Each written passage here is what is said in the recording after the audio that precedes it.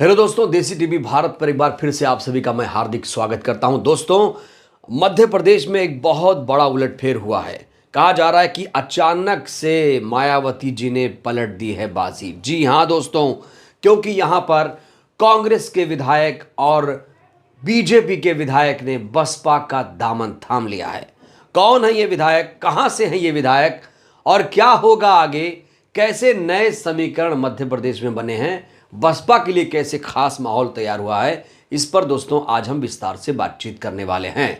तो दोस्तों, आपको पता है कि बसपा इस समय मध्य प्रदेश में गोंडवाना गणतंत्र पार्टी के साथ चुनाव लड़ रही है। 17 नवंबर को मध्य प्रदेश में चुनाव होने वाला है और 3 दिसंबर को नतीजे आ जाएंगे। दोस्तों, गोंडवाना गणतंत्र पार्टी और बहुजन समाज पार्टी यहां पर मिलकर चुनाव लड़ रही हैं। तो ऐसे में सीटों का बंटवारा जो हुआ है वो इस तरह से है। 178 सीटों पर बसपा ने उम्मीदवार उतारे, जबकि गोंडवाना गणतंत्र पार्टी ने 52 सीटों पर उम्मीदवार उतारने शुरू कर दिए हैं। तो कुल मिलाकर ये गठबंधन आदिवासी और दलित के मद्देनजर रखते हुए किया गया है। लेकिन इस बीच बसपा के लिए बहुत राहत भरी खबर है।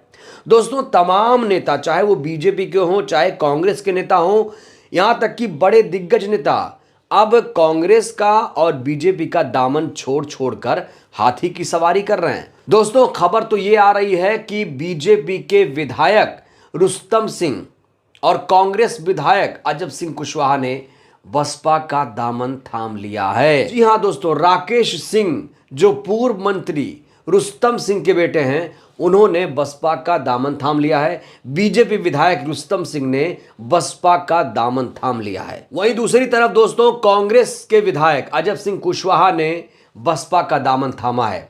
दोस्तों, दिलचस्प बात तो यह है कि दोनों ही मुरैना जिले से आते हैं। दरअसल दोस्तों, राकेश सिंह का बीजेपी ने टिकट काट दिया। उधर कांग्रेस पार्टी ने भी अजब सिंह कुशवाहा को टिकट नहीं दिया। इसीलिए रुस्तम सिंह और अजब सिंह कुशवाहा ने बीएसपी का दामन थाम लिया और माना जा रहा है कि बसपा दोनों को टिकट दे देगी।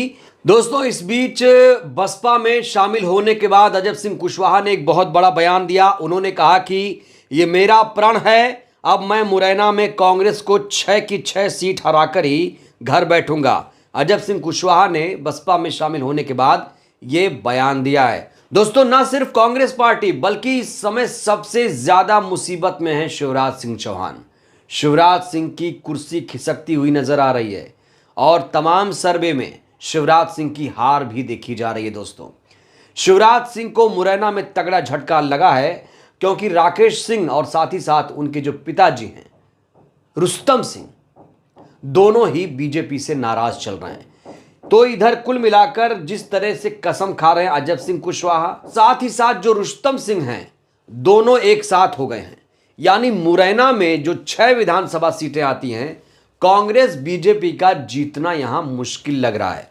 दोस्तों, जातीय समीकरण की बात कर लेते हैं। जातीय समीकरण आखिर मुरैना का क्या है, उस पर एक नजर डालें तो यहां पर गुर्जर मतदाताओं की संख्या जो है वो करीब करीब 56,000 बताई जा रही है। वहीं पर वैश्य मतदाताओं की संख्या 35,000 है। इसके अलावा जो दलित समाज है, एससी वोटर यहां पर 35,000 हैं। ब्राह्मण वोटर 30,000 बताए जा रहे हैं, जबकि ठाकुर वोटर 12,000 बताए जा रहे हैं। तो यह है मुरैना का जातीय समीकरण। तो क्या कांग्रेस और बीजेपी ने अजब सिंह कुशवाहा या यूं कहें कि राकेश रुस्तम को टिकट ना देकर पैर पर कुल्हाड़ी मार ली? और ये एक संयोग ही कहा जाएगा। दोस्तों, ये संयोग कहा जाए या प्रयोग कहा जाए कि दोनों को टिकट नहीं मिला और दोनों एमएलए थे, एक कांग्रेस से एक बीजेपी से, और दोनों ही मुरैना से आते हैं और दोनों ही बसपा में शामिल हो गए। इसे क्या कहा जाए? दोस्तों, आपको यहां पर बताना जरूरी यह है कि ग्वालियर, चंबल, बुंदेलखंड, खासतौर से ये जो इलाका है बसपा का गढ़ माना जाता रहा है। बसपा जब भी मध्य प्रदेश में चुनाव लड़ती है तो यहाँ पर 1993 से अगर रिकॉर्ड देखें तो कभी 8 सीट, कभी 7, कभी 6, कभी 2 सीटें हासिल करती रही है। और इसीलिए मुरैना का जो इलाका है, खासतौर से ग्वालियर चंबल का इलाका है, यहाँ पर बसपा अपना अच्छा खासा प्रभाव रखती है। दोस्तों, मध्य प्रदेश के बारे में एक जानकारी और आपको देना चाहूंगा। मध्य प्रदेश आदिवासी बहुल इलाका है और आदिवासियों पर जिस तरीके से अत्याचार हुआ है उसको लेकर भी शिवराज की खासी किरकिरी हुई है। खास तौर से जो पेशाब कांड हुआ था, आपको याद होगा। और सबसे बड़ी बात यह कि मध्य प्रदेश में एससी समाज के लिए 35 सीटें रिजर्व हैं, जबकि एसटी समुदाय के लिए 47 सीटें रिजर्व हैं। और ये अच्छी खासी सीटें हो जाती हैं, करीब करीब 80 विधानसभा सीटें तो एससी एसटी को मिलाकर हो जाती हैं। और जो गोंडवाना गणतंत्र पार्टी और बहुजन समाज पार्टी का यहाँ पर गठबंधन हुआ है दोस्तों, इस गठबंधन पर राजनीति के जानकार ये कहते हैं कि ये एक बहुत बड़ा मास्टर स्ट्रोक है। खास तौर से जिस तरीके से छत्तीसगढ़ में जीजीपी के साथ जो बसपा ने गठबंधन किया है और मध्य प्रदेश में जो गोंडवाना गणतंत्र पार्टी के साथ गठबंधन किया है, वो कहीं ना कहीं बहुत बड़ा प्रभाव डालेगा मध्य प्रदेश के विधानसभा चुनाव में। दोस्तों, आपने तमाम सर्वेज देखे होंगे मध्य प्रदेश के।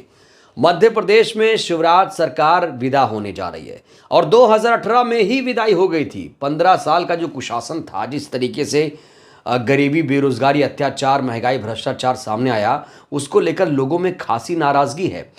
और 2018 में भी बीजेपी हार गई थी, लेकिन ऑपरेशन लोटस के जरिए यहां पर कांग्रेस की सरकार को गिराया गया।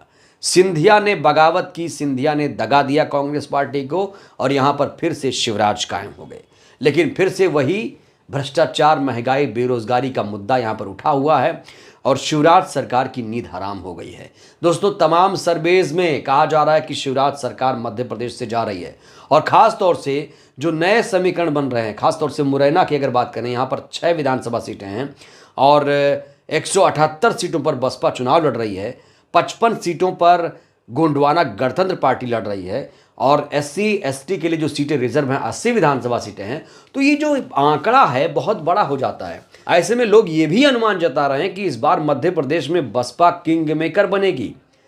मतलब ये कि बसपा के बिना कोई भी, चाहे कांग्रेस हो चाहे बीजेपी हो, सरकार नहीं बना पाएगी।